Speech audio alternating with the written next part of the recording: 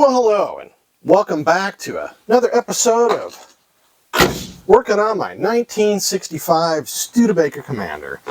If you remember from the last time, I was showing you how I was taking care of the rust in the front floorboards, and this week I want to show you what I was doing as far as putting primer over where I'd taken care of the rust, and also applying a rubberized undercoating on top to provide a little bit better protection. There's also some extra holes that were added by the previous owner, and the reason why is kind of amusing and kind of sad at the same time. So let's get into it. In order to get the metal warm enough, I had to buy a heater.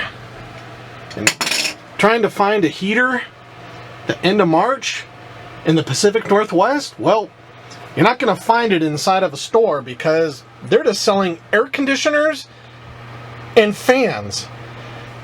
And it's kind of ridiculous because it's not going to get hot literally for another 4 months. So I went to Habitat for Humanity and I bought this from the Restore. So I'll be able to get the primer on here because it is just way too cold and I cannot get anything done. Well, you can see that I'm just using a brush and I guess somewhat slathering on the primer, and because this is kind of as I said before, it's not this concours vehicle.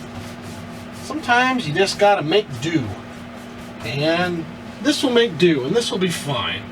And I mean, I know you hear me say, "Oh, that'll be fine," and I'm sure you have your thoughts about, you should be doing a blah blah blah perfect restoration.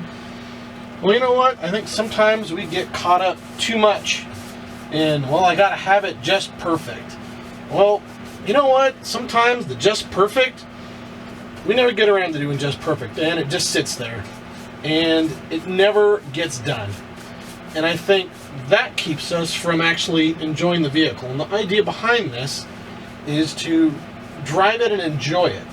So I'm doing preventative and corrective repairs to this, and I still need to correct the source of why this is leaking. As you can see, this is already making quite the difference of making it be cohesive and covering up. It's amazing how much just raw exposed metal there is underneath here from somebody being underneath here before, because when I took out the flooring material that was on here, it was glued down in places, and that's from somebody's prior you could put fix in giant air quotes, so my little, I don't know, half-ass fix, I guess you could call it, is the next in line for making this car last just that little bit longer, and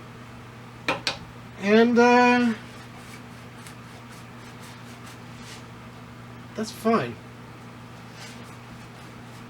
I think that's the point that I'm trying to get across here, is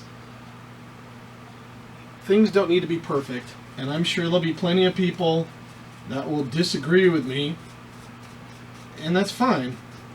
Difference of opinion. But as I keep reiterating, this is about having the thing be on the road.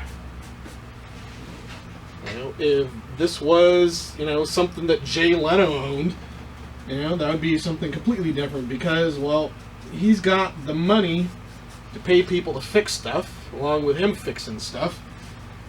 And I don't. And so I'm using what I have available. And that pretty much has that done. Cool. There it is, the final step in getting the floors done. I actually got the rubberized undercoating sprayed on it here, and it turned out alright. As you can see, And you can see here that there is a body hole that I need to plug.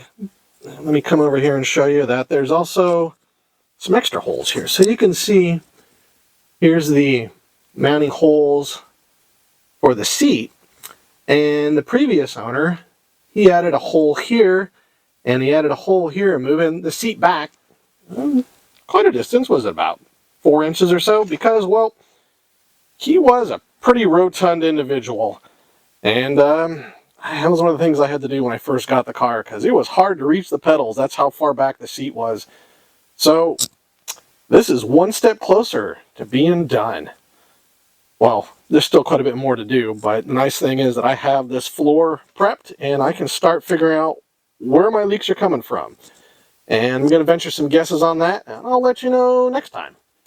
So, thank you for watching.